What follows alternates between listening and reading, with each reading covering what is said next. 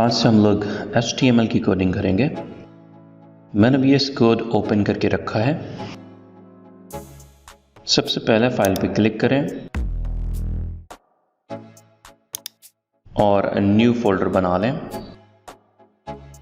New folder पे click करें और इसे कोई नाम दे दें, My HTML Practice।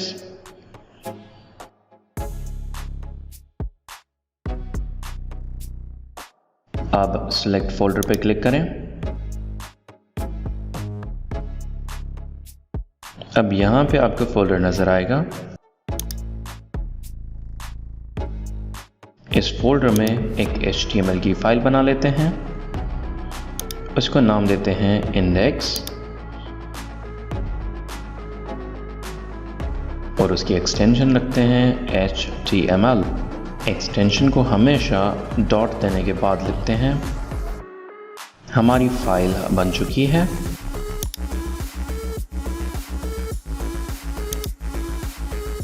HTML के टेक्स्ट को greater than and less than की साइंस के अंदर बंद किया जाता है। सबसे पहले लिखते हैं exclamation dot type HTML। HTML case insensitive language है, मतलब कि आप टेक्स्ट के नाम कैपिटल भी लिख सकते हो और स्मॉल भी। सबसे मेन टैग होता है HTML का, तो मैं इसका स्टार्टिंग एंड एंडिंग टैग लिख लेता हूँ और ये पेरेंट एलिमेंट कहलाता है।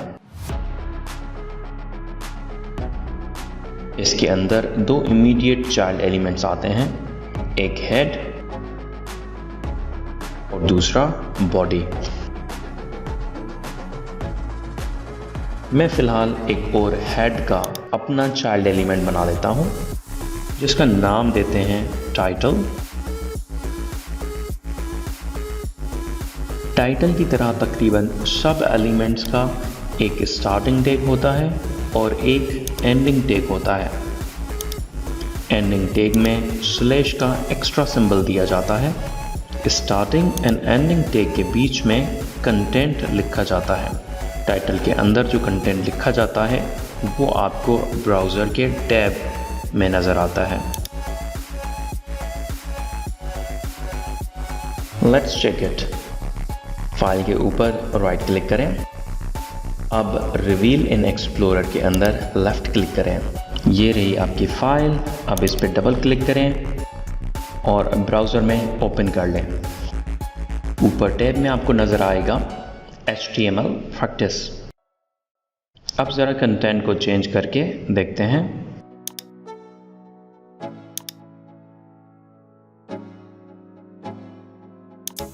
ब्राउज़र को रीलोड करते हैं।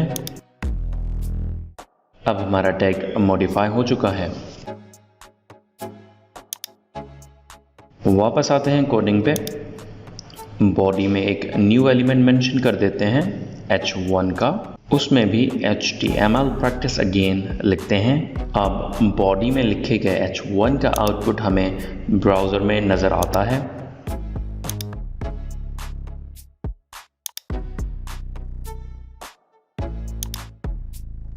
H1 हेडिंग एलिमेंट कहलाता है और इसी तरह के 5 और हेडिंग एलिमेंट्स हैं H2 से लेके H6 तक। चलें तो अब H2 से लेके H6 तक सारे एलिमेंट्स में कुछ लिख लेते हैं।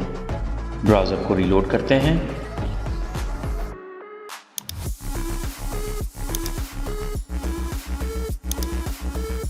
सारे एलिमेंट्स बोल्ड हैं, पर हर एक दूसरे से साइज में छोटा होता जा रहा है, जिसका मतलब है H1 सबसे बड़ा है और H6 सबसे छोटा।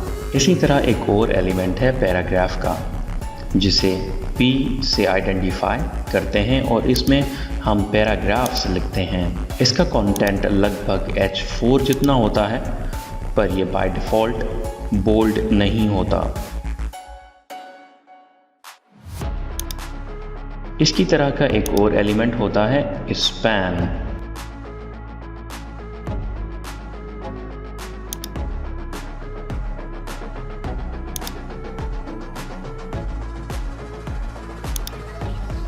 जो दिखने में बिल्कुल P जितना है, पर ये इनलाइन एलिमेंट होता है।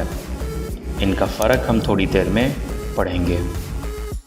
किसी भी एलिमेंट के टैग के अंदर लेस देन की साइन के बाद हम स्पेस नहीं देते। स्पेस देने से एक एरर जनरेट होता है। Let's check it.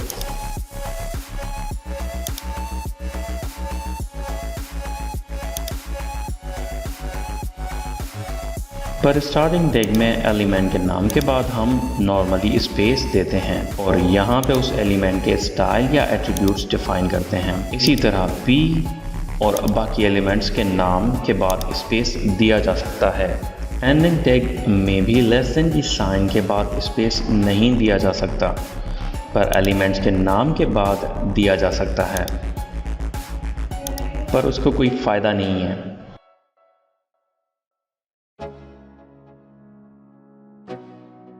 अब ज़रा H4 में स्टाइल लगा देते हैं।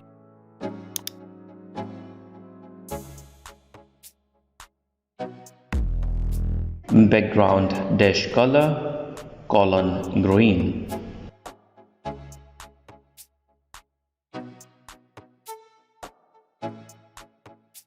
पेज को रीलोड करें और आपका कलर सारी लाइन पे अप्लाई हो चुका है।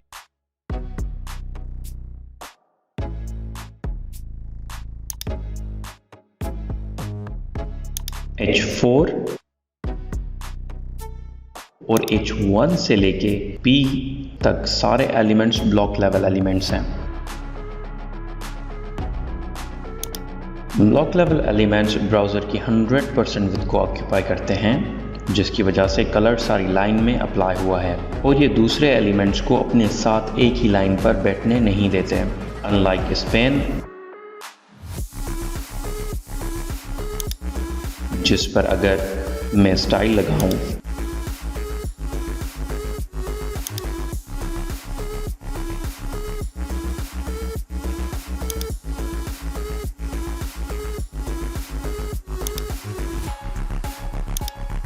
तो कलर सिर्फ उतनी ही स्पेस पे लगा जहां तक कंटेंट लिखा है।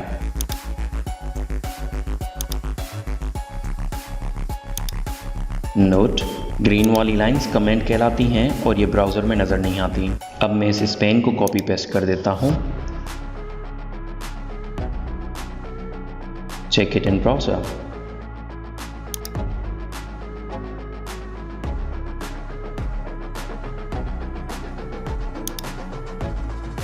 एंड दोनों स्पेन्स एक साथ कंटिन्यू हो रहे हैं। अब ज़रा एक का कलर चेंज करके देखते हैं।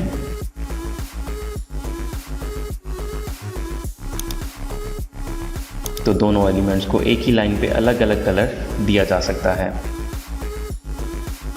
आखिर में एक ख़ास चीज़, ब्लॉक लेवल एलिमेंट्स के चाइल्ड एलिमेंट्स दूसरे ब्लॉक लेवल एलिमेंट्स भी हो सकते हैं और इनलाइन एलिमेंट्स भी हो सकते हैं। फॉर एग्ज़ाम्पल H1 के अंदर H4 रखवा दें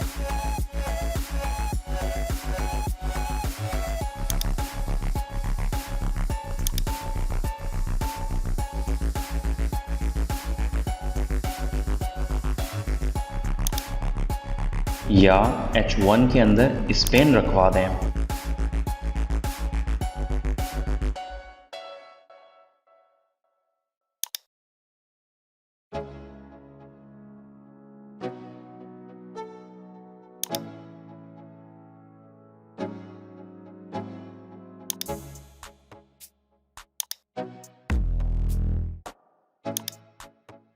पर इनलाइन एलिमेंट्स के चाइल्ड एलिमेंट्स सिर्फ इनलाइन एलिमेंट्स ही हो सकते हैं।